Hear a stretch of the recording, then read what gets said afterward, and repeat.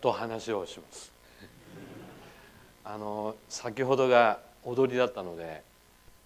陶芸家の私が何できるかなと思いまして、結構世界中いろんなところで茶碗だけじゃなくていろんなものを、作って見せてるんですね。そして、今うちの大檜焼きっていうのは皆さんにお見せしましたように手びねりでこのように一個ずつ道具をほとんど使ってないです。自分の手のひらでこうやって叩くことでまず器の始まりです。でそれをどんどん茶碗の形のようにしていって、そして、今日は本当に持ち時間がちょっとしかないので飛ばし飛ばしですけど、このように原型を作ります。原型を作ると粘土っていうのはとても面白い性質を持っておりまして、記憶形状期間があるんですね。最初にやったことを覚えてますので、それをこれ例えば茶碗の中をこのエッジのところを削りやすいようにこれ作ってあるんですが、私の祖父が使ってたものなんですね。でこれをとても大事に使ってるんですが、でこの粘土っていうのもよく何百年経った粘土って本当に時間経ってるのは当たり前の話で、私の家の焼き方っていうのはこのようにして手びねりで作って、で一個ずつ削って仕上げていって、最後こんなふうになります。で高台って言ってこの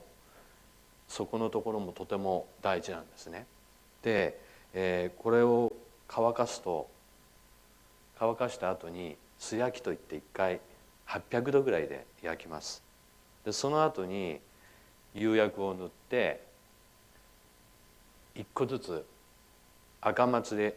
焼くと真っ赤に溶けてるものをハサミでつまんで窯の外に出すという、世界で楽焼だけなんですね。真っ赤に溶けてるものを窯からつまみ出す。で今その焼成方法を、日本の柔道のような話で、楽って RAKU って書いて、世界中の人がその焼成方法で楽焼きということをやっております。でそれにリンクするということで、僕はもう本当に世界中呼ばれて、そういう焼き方をお見せしているんです。でただ僕らの場合は日本の茶道というとても、茶道のできる前何だったのっていうと、おそらく仏教や神道、その先は何だったのっていうと、古神道とか、それから中国朝鮮から我々が学んだ風水という儒教道教から学んだ、それが風水になって、多分千利休の時代の頃には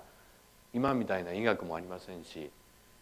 今みたいに交通システムがないのでなかなかみんな出会うことがなかった。一回会ったらもう次に会えないということの悲しさで常に会ってたっていう中で、僕らは茶碗をオーダーされてっていうか、そういう気持ちの中で作ることなので、こういう作り方が生まれたんじゃないかと思うんです。ただその精神の中で茶碗以外のことでもその気持ちを持ってたら何でもできるんじゃないかっていうふうに、自分自身は思い始めてるんです。で今ちょっとスクリーンを見ていただけたらありがたいんですが、この回転が面白いでしょ僕子供の時からですね、拝んでみるっていう拝見っていう言葉を、私の家もお茶をするものですから、本当に何気なく皆さんも拝見という言葉を使われるんじゃないかと思うんです。でもそれ漢字に書いてみると拝んでみるって書くんですね。なぜ僕らは日常で拝んでみるっていう言葉を使うのかって、これが僕は多分こういう茶碗を作るとか茶道をやるとか日本の道ってつくもののもしかしたら原点かなと。茶碗のこの高台も、拝見するっていう言葉の中で一番最後に見ることなんですが、拝んでみるっていうのをちょっと考えてみたんです。これは富士山の山頂で、昔人がご来光を見る時って大きいという一人の人って書きますけど、こういうふうにして立ってみたんだそうです。でもし意義がある方だったら違うっていう思いは今なくして、僕の言葉がそうかもしれないなと、そういうふうにちょっと信じていただいて、宗教的なことではないのでそうしてたんだと思っていただけると分かりやすいことがいくつかあるんです。これ一人の人その富士山のご来光を見ている時に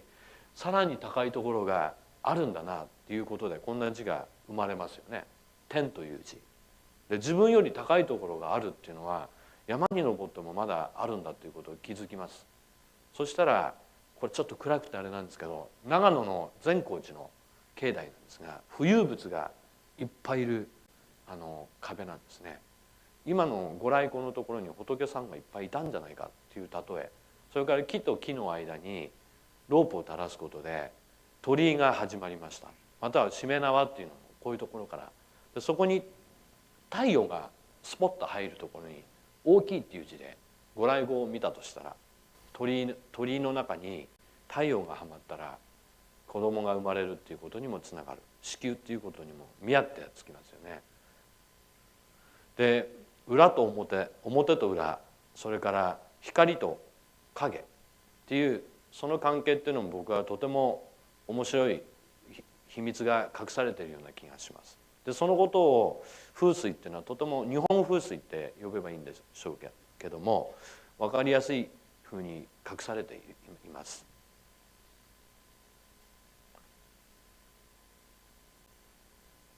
これは京都にある安倍の生命が祀られた生命神社。この安倍の生命っていうのは多分日本の風水というかそういうものを一番最初に考えた人だというふうに一応言われております。その神社にこういう五芒星とかのものが置いてあります。それからこれはもちろん皆さんインターネットで何でもこれ取ってこれますけど、黄金比率で1対 1.1618 って続いていきますけど、要約すると5対8の長方形で、5のところの正方形を作るとまたそこに長方形が生まれる。でまたそこに5のところだけ取って円を入れて正方形作るとまたそこに長方形が生まれるっていうふうにしてずっとそれを作っていくと渦巻きになります。でそれと同じように作ってあるのが江戸城、江戸です。でそれをどうして昔の人が江戸や京都や奈良を作ったのかなと。奈良っていうのも一人の人が示したらよいって書きます。そういうものの見方をしていくと3という数字もとても大事で、これは阿弥陀または釈迦ですが、それに観音菩薩と静止、菩薩が一緒にくっついている三尊っていうものがありますが、多分これまた違うっていう人は耳閉じてください。いつも目にしているのは太陽、その次にいつも目にしているのは月。さっきの光と影の関係とも同じです。表と裏も同じかもしれません。だけどももう一つあるんだっていう自分がいるところですよね。それに気づいた人が初めて、昔は識者と言います。奇数の意味が理解できた人で、地球に自分がいるっていうことを気づいた人、そのためにこれちょっと暗いですけどアステカのような絵とか、どんどん上に行く人たちのために地上から多分何か信号を送ってあげてなきゃいけなかったんですよね。でそのようにしてこの粘土っていうのも、僕の祖父がいろんな土を混ぜ合わせたものを僕が今使っています。粘土は混ぜ合わさないと焼いている時につまんで出すので真っ赤に割れてしまうんですね。でこうやって叩くものでもみんな自分で作ります。で別に僕は宗教の話をするわけじゃなくて、最近50もありましたら人の出会いっていうのも最初から1回しかないって思うととても大事だと思うようになるし、自分がやりたいと思ってることを一人ではやれないっていうことに気づいたら、一緒にやってくれる人は誰かっていうこともアンテナを張ってれば分かるんじゃないかなと。で僕はその拝見という言葉がとても最近好きというか大事だなと思うようになって、たった一杯のこの黒い茶碗でお茶を飲むっていうことになんか全部隠されているなと。でこうやって広大まで見て、拝見と呼ぶので、僕その自分の人生の中でね、一個こういう黒い茶碗を、これ僕が一番今まで作ったやつでベストだと思ってるんですが、本当に最後にベストっていうものを作りたいなと思っております。ちょっと時間が3分オーバーしました。これで終わりにしたいと思いま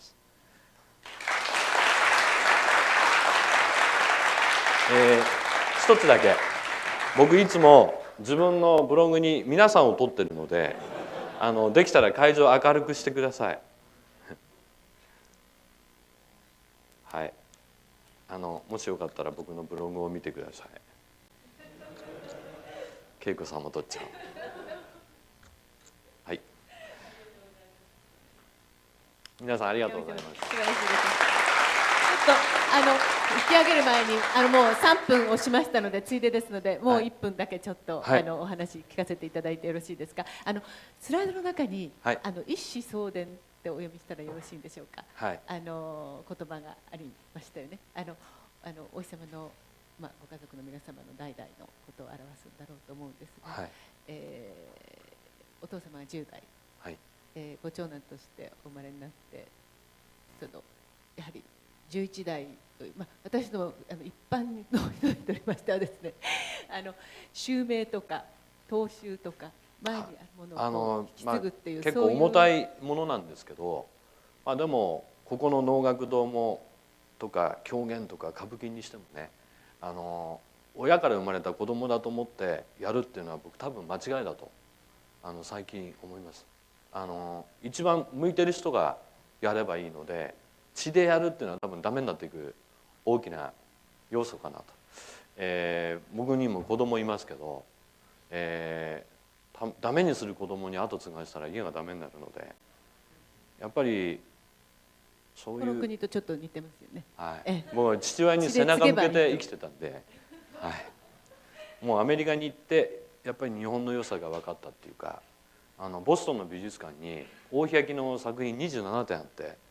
で全然うちのこと全く知らないで行ってたもんですから、学園の人に「これあなたのとこの5代の茶碗ですよね」って言われて、自信なく「そうだ」って言わないと多分まずいだろうなと思って「そうです」って言ったら、その人が「やっぱりそうですね」って言って、で27点丸暗記したんですね、うちのもの全部を。そうすると不思議に金沢帰ってきてうちのものを見たら何代目のやつだってなんとなくみんな見分けられるようになっていたんですけど、でもそれだけでよく分かるようになったなっていうのは不思議ですね。やっぱりシーズのゆえんかもしれませんけれども、シーズかもしれないですね。シーズかもしれませんね。はい、今日はカナダからご長男の方も。長男は今建築を勉強してます。そうですか。どっかその辺にいると思います。告げるか告げないかお前次第だということで、今日は親子の舞台と会場で、一子相伝もしていただきました。能舞台で初めてやりました。そうですね。本当に今回ご登壇いただくのに素晴らしいアイデアをご登壇いただきまして本当にありがとうございます。ご無理をたくさん申し上げました。皆様拍手でお聞きくださいませ。